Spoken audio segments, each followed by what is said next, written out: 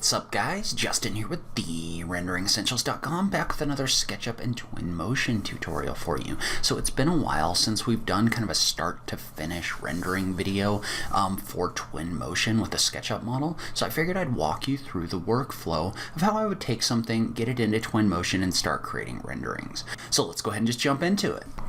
Alright, so the first thing we're going to do is download a model by going to the 3D warehouse. So we're going to pick out a model that we're going to render. And in this case, I'm going to search for Max Achofsky's stuff. So he's got some really great models in here that render out pretty well.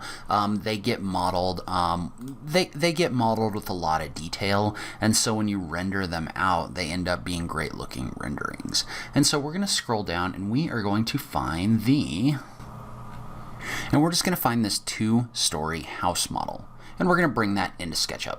So we'll just click download and we'll load this directly into our SketchUp model. And so you can see how this currently has a section plane active. So we're just going to turn on section planes and go in and delete that because we don't really need it. So we're just going to delete that out right here. And so this is going to be a pretty simple model, so there's not a whole lot of changes I really want to make inside of SketchUp. It's already textured pretty well, so I think we can go ahead and just take this into Twinmotion. So the first thing I'm going to do is I'm going to save this model in SketchUp. And then I'm going to use the Twinmotion direct link plugin in order to send that to Twinmotion. And you can download that from the Unreal Engine Twinmotion plugins page. You can see how there's a link here for that right here. So the first thing I'm going to do is I'm going to double check my settings. I'm going to turn off merge by material because I want to keep my organization over here. We're also going to optimize and fix our UV and texture, and we're going to go ahead and save those as defaults. You don't have to do that, but I'm going to do that just because those are the settings that I always want to use. And then I'm going to click on the button for See in Twinmotion. Now I already have Twinmotion loaded, and so we're going to click on the button for New Project and click on OK. And so I'm going to say no because I don't have anything in my other version, and it says here to save our project to keep the link with Twinmotion. I'm not going to do much more with that. I will go ahead and click on Save, but we're primarily going to work in Twinmotion moving forward. And so now that we're in Twinmotion, there's a few things we need to do in order to get this ready for rendering. Alright, so the first thing I want to do in Twinmotion is adjust my lighting, because the lighting is going to help us see what the materials are going to look like. And so in order to do that, there's a lot of different things you can do, but I'm just going to go into my settings and start by adjusting my location. So I'm just going to turn my north offset, maybe this direction. If you have a real world location, then you're going to want to use that in order to set this up. I really don't for this model, so I'm just going to pick something where the shadows look kind of interesting. So maybe something like this. So something where the sun is kind of shining across and giving me shadows across my building.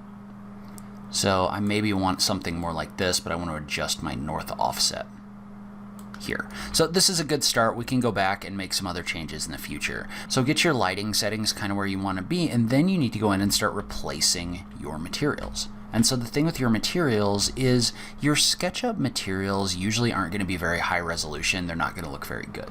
So the ones that are in here right now, they look fine, right, for like a SketchUp model, but we have some better materials inside of the materials library in Twinmotion. So we're going to click on the button for the material picker. We're going to go through and we're going to swap out all of these materials with Twinmotion materials. And notice how if you look at these Twinmotion materials just look a little bit more realistic. They look a little bit better. They're going to render out a little bit better. And so as we look at this, as you're setting up these materials, you want to adjust things like your material scale to make sure the size looks right. So for example, you don't want your material to look like this because that's not really the size of the real world materials. You maybe want something a little bit closer to this. So you want to set your scale up. You also want to set up your bump because that's going to make this look bumpier. Notice I'm getting more shadows on this when I do this. And you also want to set up your reflection. So for these, for example, you don't really want them to be reflective because they're rough materials, but things like a glass, you want to be reflective. So I'm just going to go through and I'm going to make those changes really quick. Then we can come back and take a closer look at this.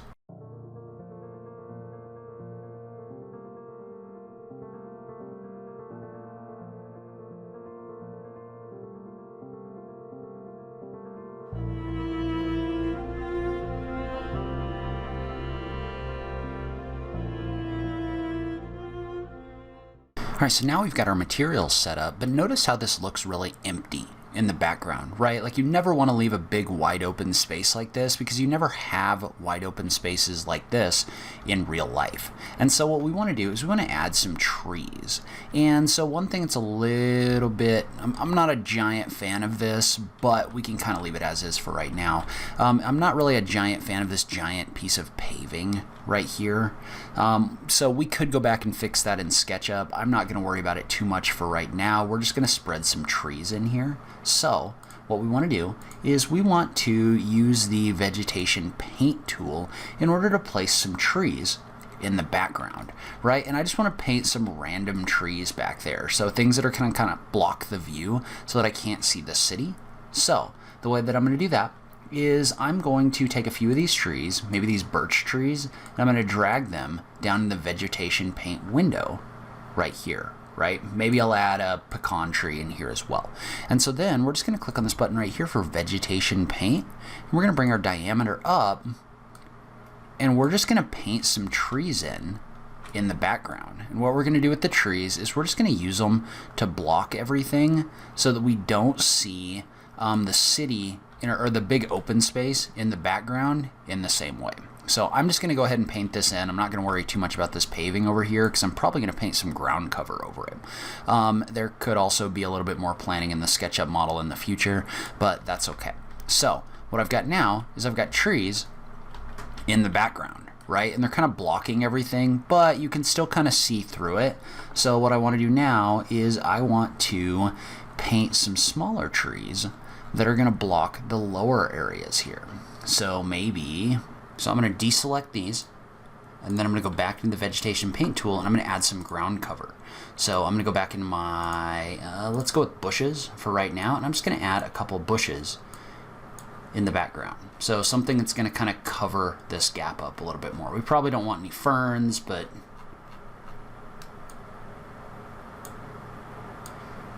maybe some of these rose bushes as well. And so we're just going to drop those back here. And again, notice how that's just going to kind of cover up that gap so that we don't have a big wide open space in the background like this. So now, if we take a look at this view, we've got this tree right here. And then we might want to drag in some individual little trees. So maybe like one of these trees, for example, or a couple of them out front. So you can drag one in, and then you can just hold the shift key and drag in order to create a copy. So I'm going to create an instance here, create an instance here, and an instance here. And you can take all of those and select them and make them a little smaller just by doing a shift click, then dragging the age down like this so that they're not big giant trees. So you might also do the same thing over here. So, and then the last thing we might want to do is we might want to spread some grass on the ground right here. So you could either do that by the vegetation paint or the vegetation scatter tool. I'm going to go ahead and keep using the grass right here. So we're just going to use maybe the long grass one. I'm just going to bring this in. I'm just going to paint some grass on this space, doing my best to keep it away from any of the edges so that it's not showing through the actual paving. And don't worry about spending too much time on this. The edges obviously don't look super great as is, but we're not going to focus on it too much anyway, so just make sure that there aren't any glaring issues with it, and you should be good. So I'm just going to paint some grass in here, just like this. And so what we've got is we've got our view of our house right here. We've got some context.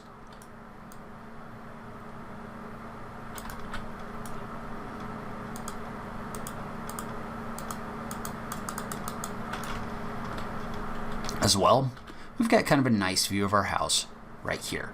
So I'm going to go ahead and delete out my default model.